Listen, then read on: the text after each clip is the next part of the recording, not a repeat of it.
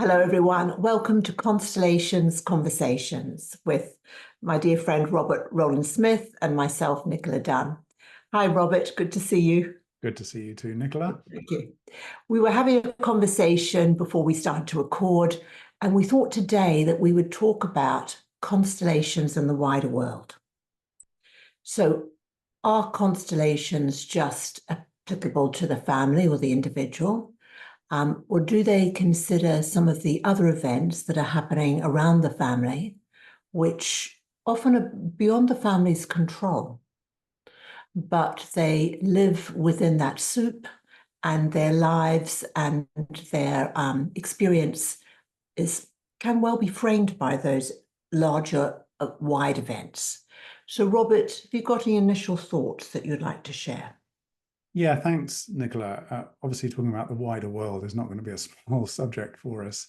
And the default setting, I suppose, when we think about constellations is the family, because not least the phrase family constellations, which is widely used. But it is worth saying, particularly these days, there are as many constellations, not as many, but there are lots of constellations practiced in the world of business. So we already have organizational constellations, which almost by definition, perhaps, have a foot in the wider world. So it's worth saying that. I don't know, as a proportion, how many organizational constellations per family constellations are run. Maybe, 1 in 10 is an organizational constellation. My guess would be something like that, but that's a complete guess. Maybe more, maybe less.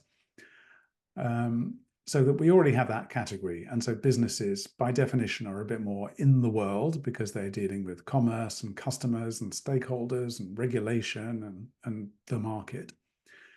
And we have other varieties of constellations which are practiced anyway about the wider world. I remember running a series of constellations about climate change for a climate change institute, essentially. So that was obviously about the wider world, but the world in the sense of the planet, perhaps, which is a different but not separate category. So we have that.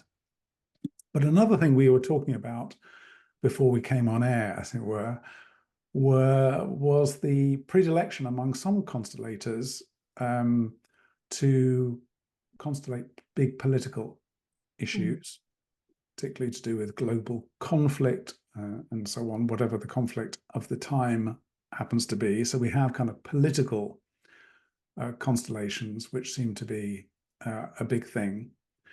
And last time, actually, after we finished recording, we were talking about ways in which some constellators like to bring in the wider world in terms of, the traditions of a family, cultural, social, and other traditions. So it's not as if constellations are only ever about the individual and the family, and they're just psychological or intrapsychic, psychological. There are plenty of constellations that occur already, which do include these other elements. So I think it's worth saying we're not talking about, greenfield site here. It's a brownfield site, and there's plenty of activity on it. Yes. In a way, we're talking about the lens that the constellator, in agreement with the issue holder or seeker, agrees to use. Because the lens is the degree of resolution. It will determine the number of representatives that will be included and what those elements or concepts would be. So I think there is a sort of hybrid world, exactly as you said, where someone might start with a personal or family constellation, but actually as they move back into the generational history, they will include either world events, we both know, such as wars, or particular sort of experiences of a cultural group. And so there is that interface between that which has come out of the individual flows of the family, the areas in which they had some personal choice and agency, and other elements in which they were subject to stronger forces. And often these stronger forces are disruptors or interruptions. And then we look at then somehow what emerges is how this has become something which perhaps has been unresolved. You know, connections, desires, hopes, dreams, relationships. And these dislocating factors are things that needed to be attended to. I like your notion of the lens. And when we run a family constellation workshop, the lens initially appears to be the individual plus their problem, the individual plus their issue. Yeah. Yes. And I think certainly when we train constellators as a way through an issue, we might well encourage them to begin with a representative for the issue holder, a representative for the family members, particularly parents, grandparents, siblings, immediate family. And although there's always material there that the field will deliver to us, it can also be not exactly a red herring, but it can take us away from some of those bigger impact events that you're talking about, which may be just as pertinent, particularly around warfare, serving in war, which are obviously global events and have huge disruptive effects on people. Political change as well and affiliation can be a factor. And I say that because, you know, when we talk about constellations, we're often talking about the degree to which people remain loyal to a system, and that system is often the family system, or that's how we understand it. But of course, it can be, and we're talking here in the aftermath of a general election in the United Kingdom, it can also be that loyalty and adherence can feel just as intense as far as the individual is concerned to a political movement, to a cultural wave of some kind, or to a set of affiliations that are outside the family altogether. And so their belonging, at least the way in which they identify their belonging, can have a pull in that direction. And of course, you know, when we look at, for example, I was working on a constellation with a kind of mixed faith, let's call it, mixed faith family, where we had people from different religions together. You know, one of the key tensions in there was not between the two families per se, it was between the two religious traditions that were in tension with one another. Yes, really, really interesting, Robert. And to share an experience which is different and similar, I have colleagues who work with veterans in the US, and I've had a chance to be with them running those constellations. And what seems to happen there is that they would describe a process in which they would say the army, let's just say, enabled them to, you can either say psychologically break down or open up, and in a sense communicated that they were now their family, that those ties were weakened, severed, put aside, and that if the armed forces are now your family, that is to whom you give ultimate loyalty. And so, and we see that, I'm sure you've seen it many times too, that when we look at people who've served in the different wars, that there is a very, very strong bonding because of the intensity of those experiences. So we are now sort of stepping outside the immediate family, either with religion, culture, or in a sense, involvement in war. You help me understand a way in which we can redefine the notion of the system there, because in a way what we're saying, I think, is the system is that set of people or even institutions with whom we are most closely bonded. And it's actually the bonding that is the key aspect, because with bonding comes loyalty, and with loyalty comes all sorts of unconscious drivers on the individual's behavior. And that bonding can be just as great, you know, with joining the army, for example, as it can be with joining a family. And it makes me think of people who are adopted as well, where the bond can be just as great, if not greater, with the adoptive family as with the birth family. And I think in a modern world, we kind of understand that concept of bonding. People talk about their chosen family, those that their very strong peer group, those to whom their belonging matters a lot to them. And often in those cases, that's given. And what we're needing to do perhaps is to illuminate that there are also these strong, sometimes unconscious bondings to their family of origin as well. Yes, exactly right. I'm about to sneeze, so I'll let you continue from here. I'm sure it's a constellating sneeze, so but Okay, I think I've good. just to suppress that. It makes this notion of bonding, which now I'm latching onto as a way of understanding the relevance of the system to the individual. It can be a family system, it can be an institutional system, a cultural system, and so on. Reminds me of a caveat, I suppose, to constellators, which is that bonding is important, and if one is constellating an issue that has political resonance, for example, it's important to find out what the investment of the issue holder is in it. In other words, put that less cryptically, I have seen constellators attempt to constellate global geopolitical issues to do with presidents and conflicts and shifts of power on the world stage and so on, but without anybody in the room really having a stake in that other than the general stake we all have as citizens of the world in a particular conflict. And it seems to me that that's not a particularly legitimate move for a constellator to make, precisely because neither the issue holder nor the constellator nor necessarily anybody else in the room has that particular cleaving or bonding or grafting into the system under consideration. So it's an abstract inquiry into the political system under discussion, but without that investment, that stake in it, which I think makes a constellation come alive and respects the information that the field provides. Yes, you've helped me understand that sort of differentiation between understanding and agency.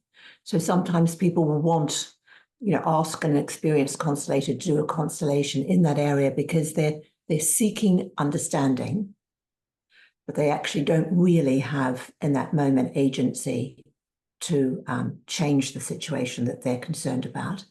I would personally maybe explore in those situations the personal in their interest, the inner world as resonating with this outer experience, this more global experience. I think the both are connected. And sometimes there is an experience which needs to find a place within them as well. So as we both know, there are people who are well known and will always do political and very large constellations, and it's I guess it's perhaps from my side understanding the motivation, the desire. Where is the harmony really sought? Is it within the individual in their own system as well as the global system, or is it just the global system? Yeah. Yeah, very well said. I mean, there's lots in what you just said there, and I'm particularly caught by your contrast between understanding and agency, and sort of just want to unpack that a little bit, because it seems to me that some people arrive in a constellation wanting understanding and then do nothing with it. And vice versa. You have people who just want to do something without understanding necessarily what's going on. But I think that's a very helpful frame, understanding and agency. And I don't think it's really enough for a constellator to deliver, with the help of the field, understanding to the issue holder. I think it is about movement. It's not an analysis, it's not psychoanalysis. And I think that word is very telling. Freud's word, genius that he was, is an analytic approach. It's not a agency-oriented approach. Yes. And it's an interesting question as to whether with understanding, and or information, does it bring responsibility? That personal responsibility, in the sense that, perhaps I think we've spoken before, we used an example of perhaps, an adult child calling a mother whose immediate response is, why do you never call? Even though, of course, they are calling in that moment. And if you were to understand something more deeply about that which has been lost by the mother, is there any responsibility for you to open your heart in a wider way towards her experience? Yeah, the notion of responsibility, I think, is key in that, because again, going back to people who either run political constellations or issue holders who arrive with a more general political question, my experience, and it's only mine, is that is inquiry without responsibility. I want to know more about the situation in this part of the world, or with this system, or with that politician, so that I derive the benefit of that understanding and probably confirmation of a theory or even a bias about it, so that I can walk away endorsed in my beliefs, but without necessarily having to do anything about it. It reminds me, actually, so I don't know, about 5 years ago, I was running a constellation. I actually was under a leadership program, but one of the people in the room came with a very interesting issue.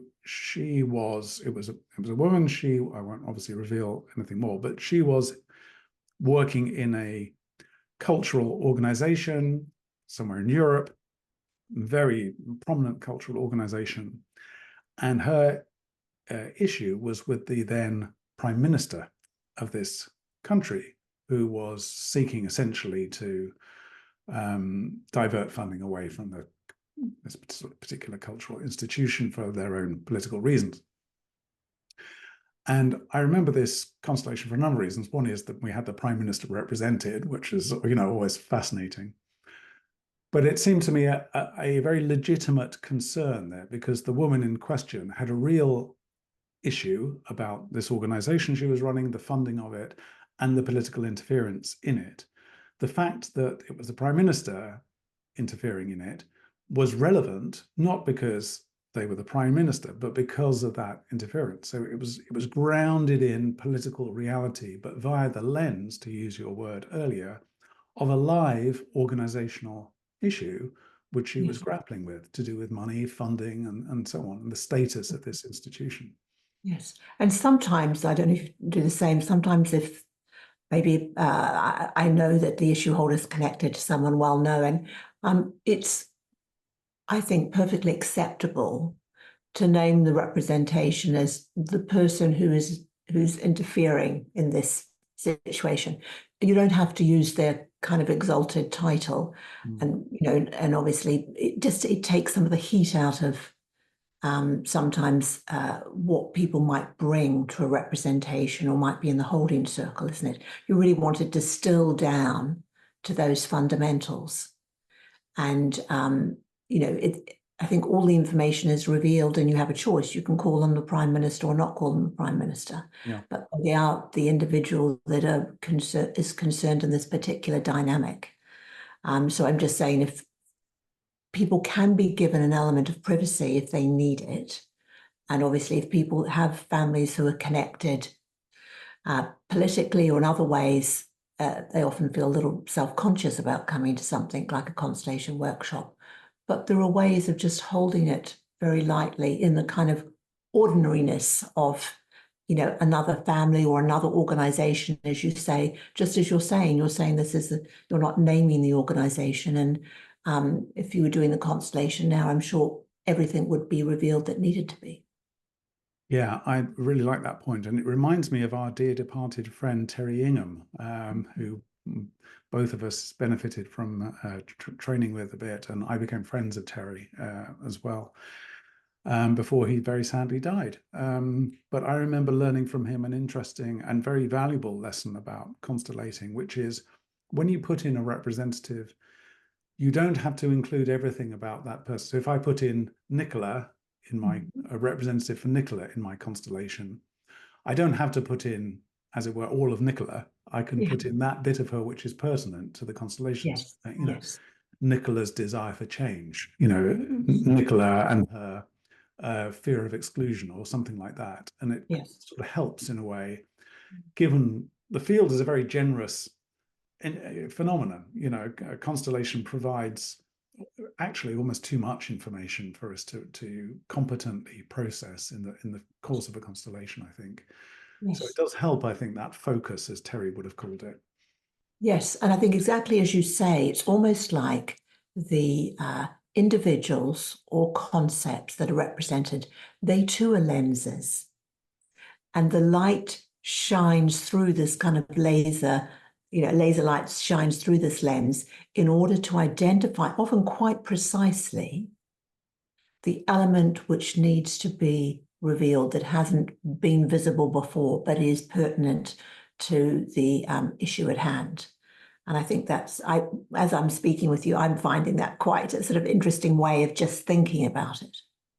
Yeah, exactly. And that's the way in which the wider world can manifest in a constellation without us dealing with the whole wider world. It's, that which is relevant in this case about the wider world. So the wider world kind of needs to become the narrower world for it to be operable in a constellation. Yes, it is the rock pool of the ocean, isn't it, at that point?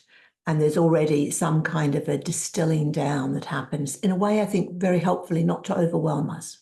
Yeah, rock pool of the ocean. I really like that. I'll take that one away. Very nice. There's an intermediate case I was just sort of worrying about in the background as we were talking. This year, I ran a constellation for an organization that in various ways is concerned with terrorism and the risks around terrorism. I won't divulge who it is. In the constellation, I was very keen to make sure that this organization that we were talking about didn't simply represent the parts of itself. One of the problems in this organization was rather internally focused, despite the fact its business was very much concerned with the wider world. So I included a figure, not for terrorism, because I felt that was too broad, but for the terrorist. Now, that's an intermediate case because we didn't have a particular terrorist or a group of terrorists or a faction of terrorists. And of course, the word terrorist, as we know, is highly contested anyway. One person's terrorist is another person's martyr or hero, and so on and so forth. Let's give due weight to that point. Nevertheless, that worked quite well, I think, because we had the figure of the terrorist with enough definition around it, and it was neither male nor female, old nor young, or whatever, but to give purchase and attention to the other figures in that constellation. So it brought the wider world in through a narrowing focus enough for the organization in question to kind of get on its mettle and, wake up to the danger, essentially, which otherwise it had been a bit sleepy about. No, it's interesting, isn't it? Because if you take the frame within that organization works, and if you look to move forward in time, there will be certain individuals and groups of individuals that will be within their frame. So I can see how you distill down in a way, the essential qualities of what it is that ignites someone to consider to step forward as a terrorist. Yeah. And it is, as we always know, we're afraid it's this part of the split in our society where we have not been so far very good at bringing in our outer factions in our society. Yeah. And so the dispossessed often tend towards terrorism rather than coming into the fold. Well, exactly. And in fact, in that particular constellation, there was a very vivid illustration of that because I brought in the terrorists without even naming who they were. so they didn't know. So that's working blind as for the purposes of the audience, people listening to this. When you bring in a representative, don't tell them who they are. We constellators tend to call that working blind. But no sooner had this person been brought into the constellation by me than they made a beeline for a place outside the circle, where they had a disproportionate effect on those who remained inside the circle. So we had this extreme, almost visceral sense of the outside working on the inside, and the exclusion serving to subvert and disrupt the kind of core, the inner core. It's a very nice kind of segue into the idea of our excluded ancestors, sometimes holding that position almost of the terrorist in our families. Yeah, I love that point. Yes, the systemic terrorist, the family terrorist. Yeah, brilliant. Yes. Yeah. You used the word frame a short while ago, and it reminded me, we're talking about the wider world. It reminded me that certainly in my training, we trained at the same time in Constellations. I remember hearing that Constellations owed some of its roots to Gestalt therapy. And the word Gestalt, means frame, or can be translated as frame. And of course, in Gestalt therapy, from what I understand about it, which is not very much, the whole idea, in a way, is that we're taking the wider world and understanding what the client's frame on that wider world is, what's in, what's outside that frame, what has relevance and meaning.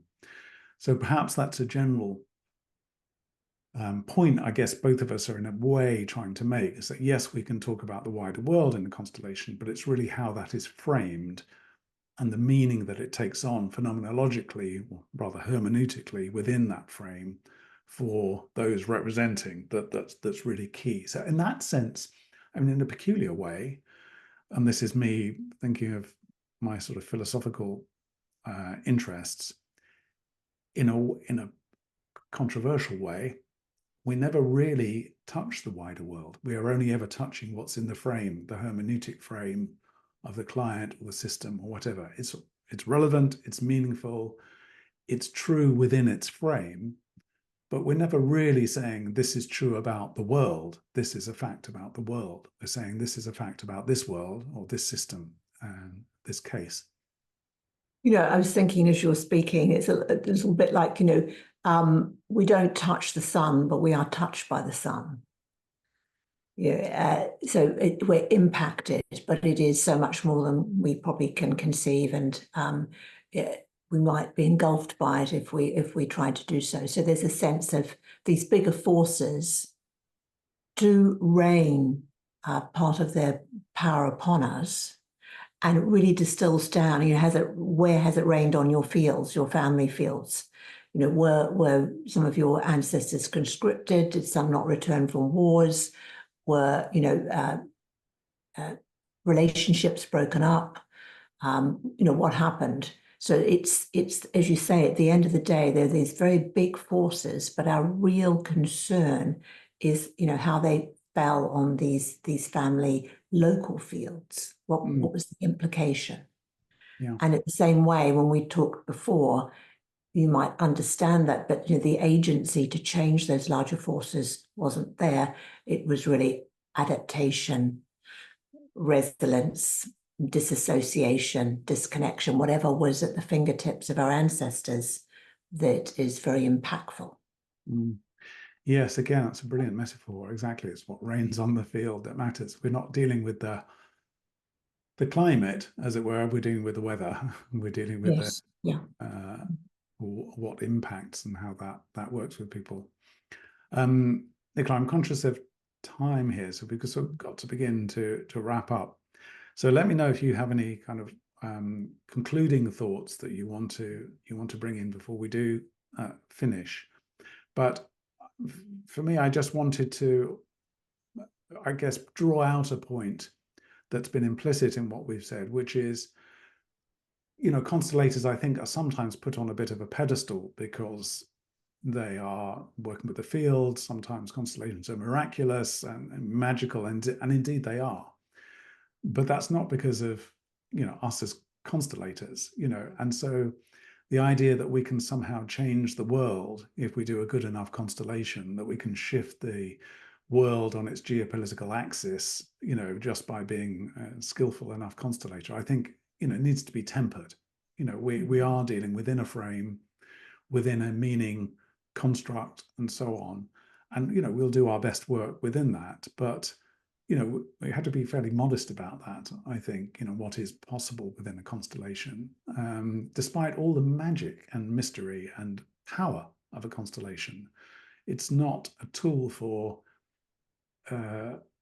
changing the world or for the ego of the constellator to get off on.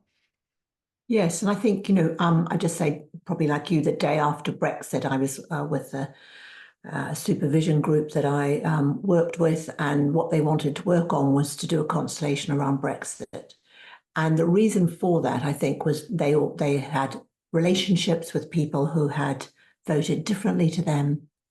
And so there was local personal disharmony at the same time as this for some people, unexpected result. And so I guess in doing that constellation, it was to look at how do you become part of the solution to the root problem, rather than the surface issue which has been revealed. And I think if in that sense, when there is a sort of personal element, there is some agency, in the sense that you can act, behave, believe in a way that is more aligned with your own principles, rather than, throwing your hands up in despair. So it's the wider world, I think, in a way, within the inner world. And that's a very useful mirror. Brilliant. What a great phrase to end on, the wider world within the inner world. Fantastic, Nicola. Thank you very much. Right. We'll bring things to a close there. So thank you, Nicola. As ever, do please follow up with us. Please comment on the YouTube video, ask questions. Please do like, subscribe, do all those things. Suggest things for us to talk about too as well. That would be great. So thank you, Nicola. If you'd like to follow up with Nicola directly, you can do so through her website, which is nicoladunnconstellations.com, or with me, robertrowlandsmith.com. But either way, we wish you well, and we'll see you again soon. Thank you, Nicola. Thank you.